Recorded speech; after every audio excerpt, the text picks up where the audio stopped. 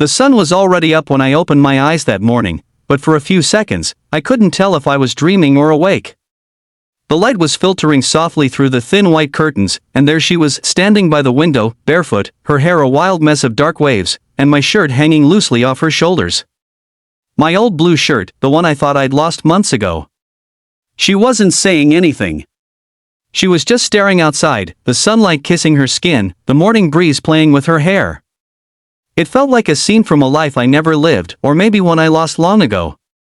My heart raced, not because of how she looked, but because of who she was. Clara. The woman who broke me once, and now, somehow, was standing in my home again, wearing my shirt and nothing else. If you believe in kindness, forgiveness, or second chances, take a second to like, comment, share, and subscribe to Midnight Reports. This story might just remind you why hearts that break can still find a way back to hope. I met Clara 5 years ago, on one of those ordinary Tuesdays that end up changing your life. I was a freelance architect, barely getting by, carrying more debt than dreams. She was the creative director at a local art gallery, always late, always with coffee in hand, and always smiling as if she knew something the world didn't. We met by accident, literally. I spilled my coffee on her sketchbook while rushing to catch a client call. Instead of being angry, she laughed, a soft, warm sound that made me feel like the world wasn't so cold after all. That's how it started, one laugh, one apology, one shared walk under a city sky painted with noise and neon. Clara had this way of making the simplest moments feel like art. She'd stop in the middle of a street just to watch light reflect off a puddle. She said beauty wasn't in what you looked at, it was in how you looked. With her, I learned to see again, the colors in the mundane, the rhythm in silence.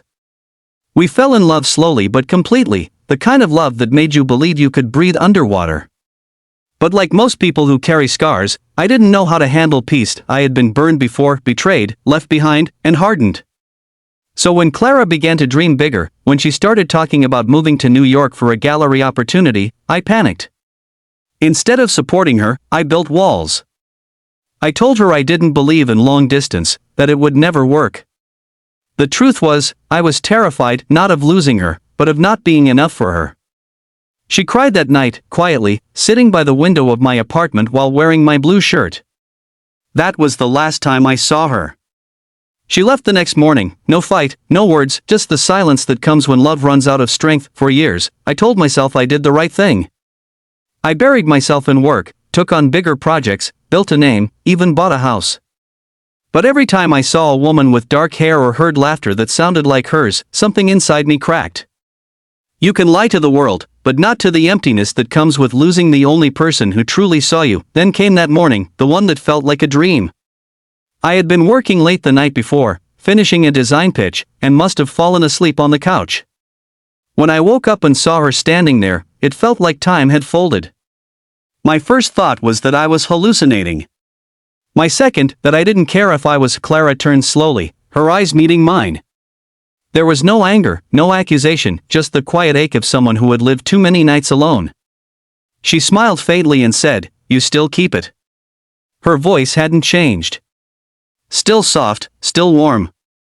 I couldn't speak for a moment. Finally, I whispered, "How did you?" She cut me off gently. I didn't know where else to go.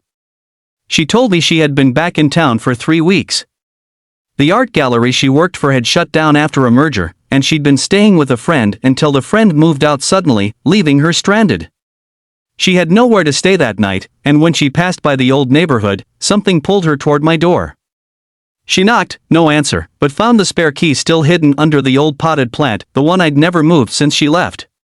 She'd let herself in, just to rest for a while, she said.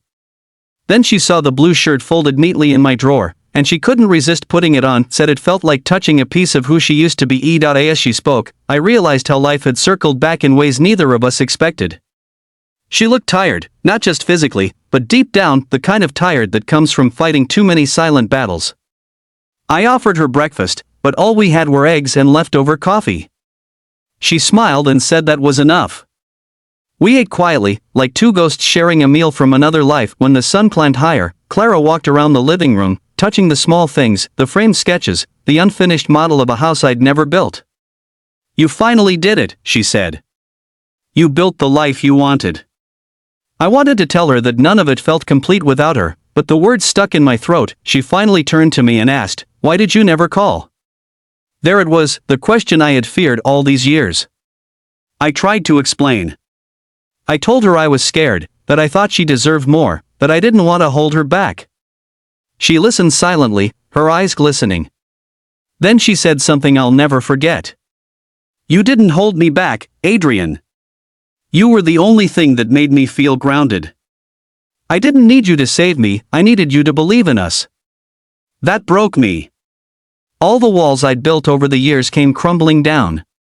I told her about the nights I stayed up thinking about her, about how every success felt hollow without someone to share it with. She didn't say anything, she just came closer and rested her head on my shoulder. And in that quiet moment, surrounded by the morning light and the smell of old coffee, it felt like forgiveness had found its way home. Out we spent the day talking about the years we lost, the dreams that changed, and the people we became. There was laughter, there were tears, and for the first time in a long time, there was peace. Clara told me she didn't know what would come next, whether she'd stay or leave again. But she wanted to start over, not from where we left off, but from where we were now.